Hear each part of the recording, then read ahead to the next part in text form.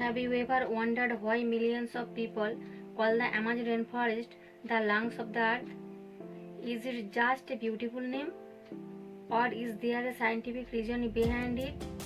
Today, we will uncover the truth. The Amazon is the largest tropical rainforest on earth. It is home to hundreds of billions of trees.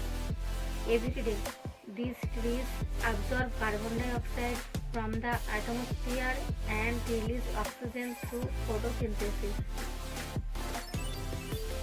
Many people believe the Amazon produces 20% of the world's oxygen.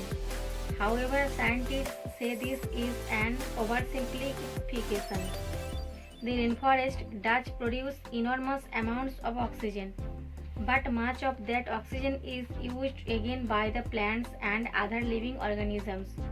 The Amazon's greatest importance is that it stores vast amounts of carbon and helps regulate Earth's climate.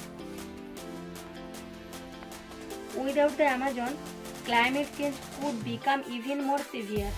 Protecting this rainforest means protecting wildlife, clean water, and the future of our planet.